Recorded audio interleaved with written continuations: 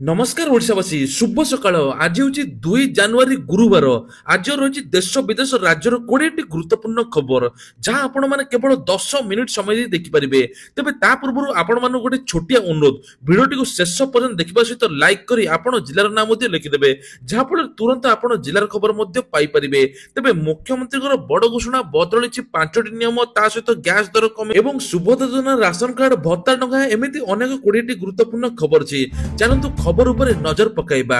Number 1 2025 1 January नुआ वर्ष सुधा जनसंख्या विश्वर टोटाल 809 कोटी रे पहुंची।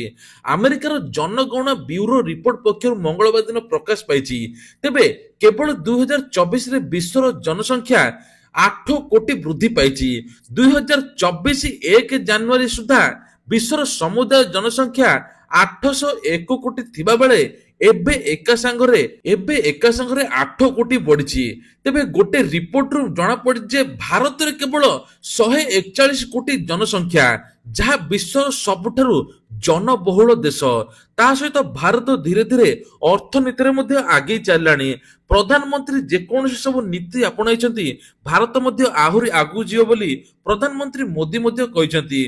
भारत रे पाखापाखि आउ मृत्युहार एवं जन्महार को मिसाइले प्रतिदिन लक्ष लक्ष आकलन होउची ता सहित मध्य बेकारी समस्या एबे हटिबो भारतर अर्थनीति आहुरी मध्य स्ट्रांग हेबो। आगामी 5 वर्ष रे राज्य सरकार पक्षरु बड़ प्रस्ताव निया जायछि। सरकारी स्तर रे 1.5 लाख नियुक्ति पई लक्ष्य रखा जायछि। 2 वर्ष मध्य रे 65,000 सरकारी पदवी नियुक्ति स्थिरीकृत करा जायछि।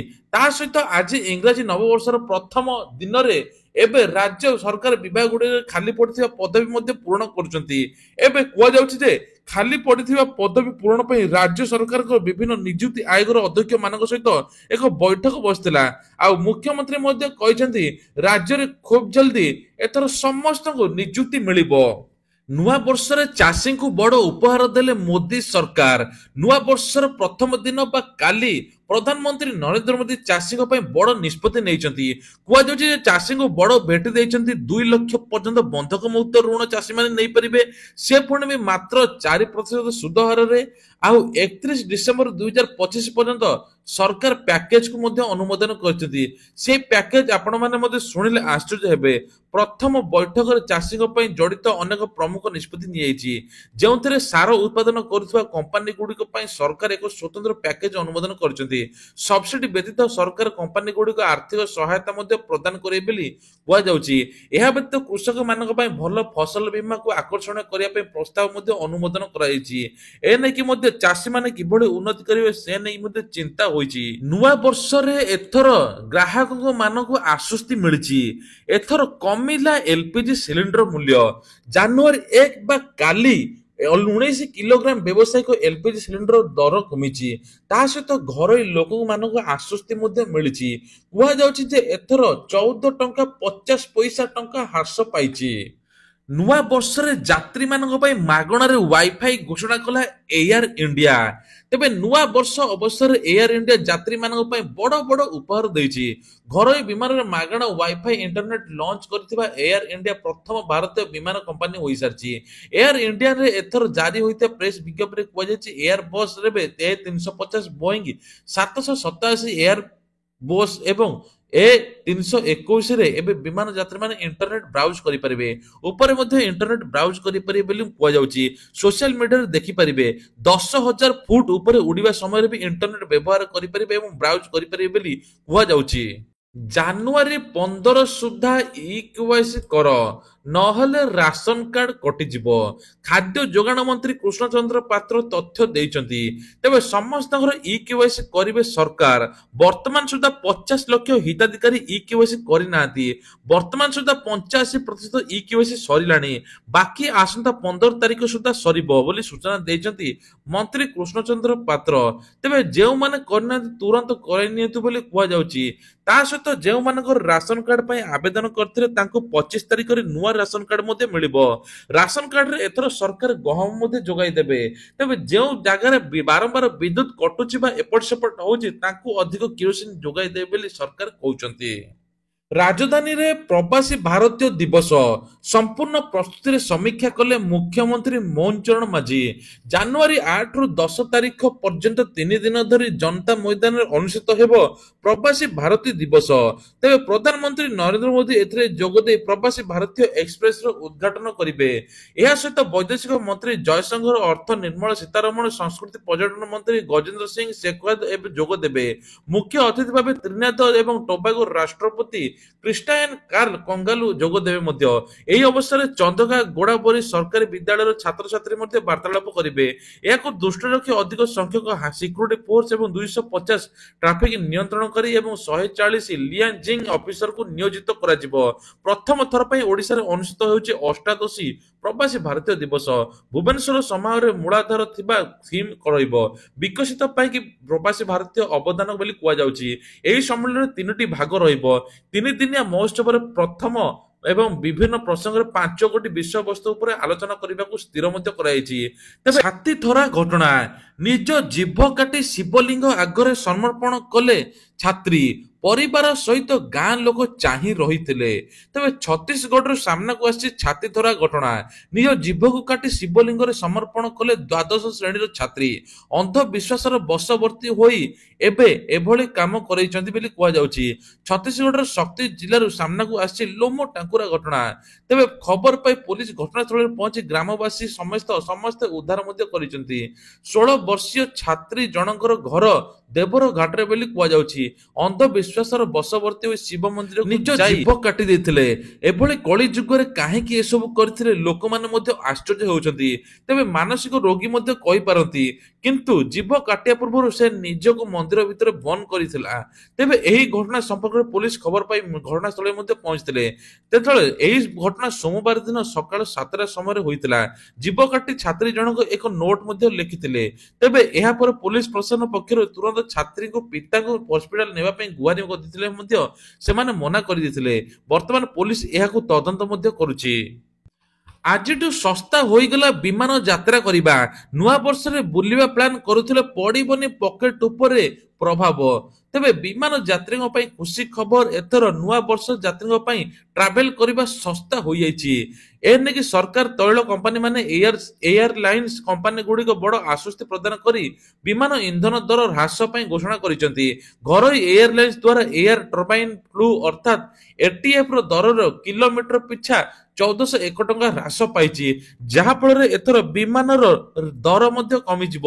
ବିମାନ ଯାତ୍ରୀଙ୍କ ପାଇଁ ମଧ୍ୟ ଖୁସି ଖବର। ଆୟୁଷ୍ମାନ କାର୍ଡକୁ ନେଇକି ଆସିଲା ବଡ ଅପଡେଟ। ଏଥର ଫେବୃଆରୀ ମାସରେ ଆୟୁଷ୍ମାନ କାର୍ଡ ମିଳିବା ପାଇଁ ଯାଉଛି। ମହିଳାଙ୍କୁ ଡବଲ ଫାଇଦା, ମିଳିବ 10 ଲକ୍ଷ ଟଙ୍କା। ଏନେଇ ସୂଚନା ଦେଲେ ସ୍ୱାସ୍ଥ୍ୟମନ୍ତ୍ରୀ ମୁକେଶ ମହାଲିଙ୍ଗ। ରାଜ୍ୟରେ ଖୁବ୍ ଶୀଘ୍ର ଲାଗୁ ହେବ ଆୟୁଷ୍ମାନ ଭାରତ ଯୋଜନା। ଏହି ଯୋଜନାର କାର୍ଯ୍ୟକାରିତା ନେଇ ଭୁବନେଶ୍ୱରରେ ପହଞ୍ଚିଛନ୍ତି କେନ୍ଦ୍ରୀୟ ଟିମ୍। ଯୋଜନାର ରୂପରେଖା କରି ତିଆରି କରିଛନ୍ତି ସ୍ୱତନ୍ତ୍ର ପ୍ରସ୍ତୁତି। ବହୁ ପ୍ରତୀକ୍ଷିତ ଆୟୁଷ୍ମାନ ଯୋଜନା ଲାଗି ନେଇ ସୂଚନା ଦେଲେ ସ୍ୱାସ୍ଥ୍ୟ ସଚିବ। ଯୋଜନାରେ ସମସ୍ତଙ୍କୁ ଯାଞ୍ଚ ଲକ୍ଷ୍ୟ ବୀମା ଲକ୍ଷ୍ୟ ସୁବିଧା ମିଳିବାକୁ ମହିଳାମାନଙ୍କୁ ଏବେ 5 ଲକ୍ଷ ଟଙ୍କା ଅଧିକ ମିଳିବ ବୋଲି କୁହାଯାଉଛି। ଯାହାଫଳରେ ପୁରୁଷକୁ 5 ଲକ୍ଷ ଥିବା ବେଳେ ମହିଳାଙ୍କୁ 10 ଲକ୍ଷ ସ୍ୱାସ୍ଥ୍ୟ ବୀମା ରହିବ। ମହାକୁମ୍ଭରେ ଅଟା କିଲୋ 5 ଟଙ୍କା, ଚାଉଳ କିଲୋ ଯୋଗୀ ସରକାରଙ୍କର ମଧ୍ୟ ବଡ ଘୋଷଣା। ତେବେ ଏ ନେଇକି ମଣ୍ଟା ଭିଡିଛନ୍ତି ଯୋଗୀ ସରକାର।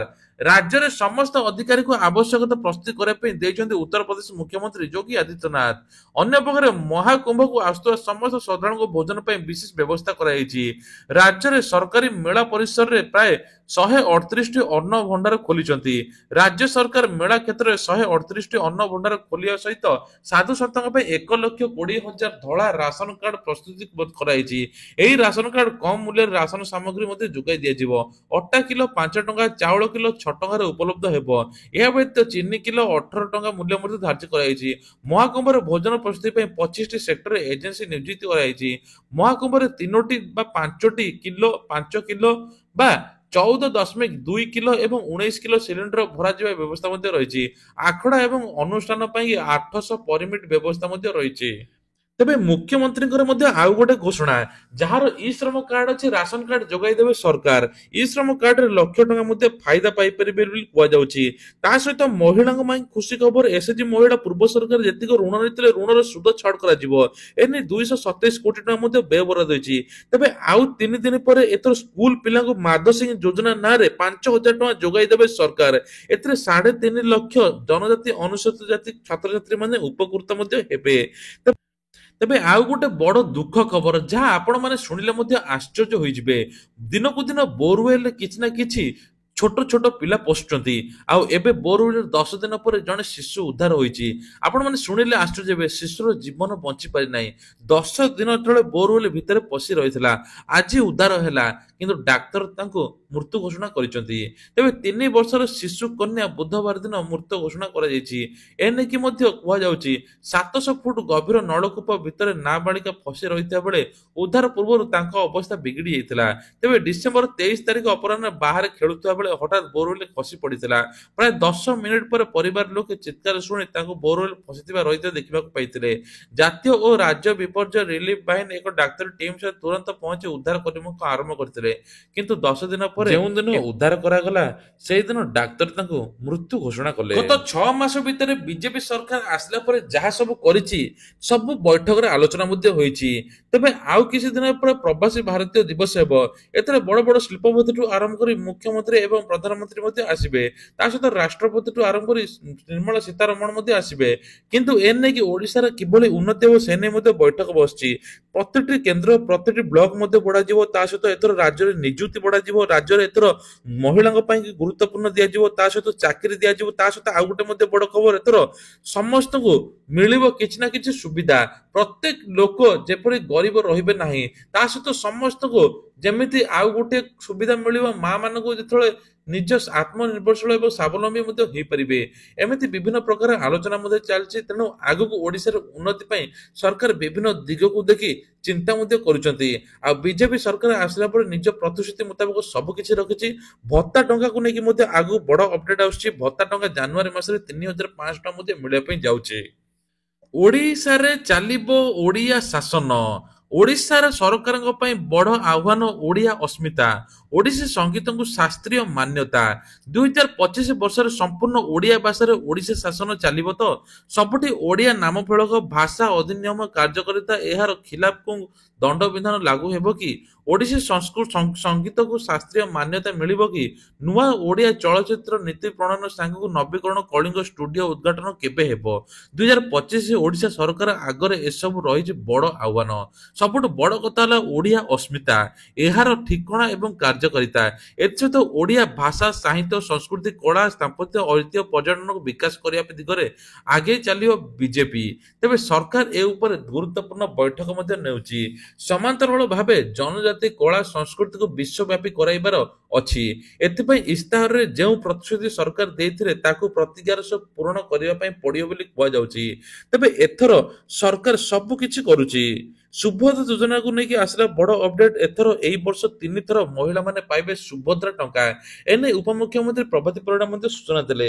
କୁହାଯାଉଛି ମହିଳାଙ୍କ ପାଇଁ ବଡ ବେଟି ଜାନୁଆରୀ ମାସରେ ପ୍ରଥମ କିସ୍ତିର ଚତୁର୍ଥ ପର୍ଯ୍ୟାୟ ଟଙ୍କା ଆସିବ ଏବଂ ଦ୍ୱିତୀୟ କିସ୍ତି ହେଲା ମାର୍ଚ୍ଚ 8 ତାରିଖ ବା ମହିଳା ଦିବସ ଦିନ ଆସିବ। ଆଉ ତୃତୀୟ କିସ୍ତି ରକ୍ଷାବନ୍ଧନ ଦିନ ଆସିବ। ତେଣୁ ଆପଣଙ୍କୁ ଏବେ ଖୁସି ଖବର, 3 ଥର ମହିଳା ସୁଭଦ୍ରା ଯୋଜନା ଟଙ୍କା ପାଇବେ। ତେବେ ଏପଟେ ତେଲ, ଡାଲି, ଲୁଣଠୁ ଆରମ୍ଭ କରି ସବୁ ଦର ବଢୁଛି, ଆଉ ସରକାର ଏପଟେ ସୁଭଦ୍ରା ଟଙ୍କା ଦେଉଛନ୍ତି। ଏ ନେଇକି ଆପଣଙ୍କର ମତ କଣ, ନିଶ୍ଚିନ୍ତ ଗୋଟିଏ ମଧ୍ୟ କମେଣ୍ଟ କରିବେ। ତେବେ ଇଏ ଥିଲା ଆଜିର ଦେଶ ବିଦେଶ ରାଜ୍ୟର କିଛିଟା ଗୁରୁତ୍ୱପୂର୍ଣ୍ଣ ଖବର। ଏଇଭଳିଆ ଖବର ପ୍ରତ୍ୟେକ ଦିନ ଦେଖିବା ପାଇଁ ହେଲେ ସକାଳେ ଆଉ ସନ୍ଧ୍ୟାବେଳେ ଚ୍ୟାନେଲକୁ ସବସ୍କ୍ରାଇବ କରିବା ପାଇଁ ଭୁଲିବେ ନାହିଁ। ଜୟ ଜଗନ୍ନାଥ।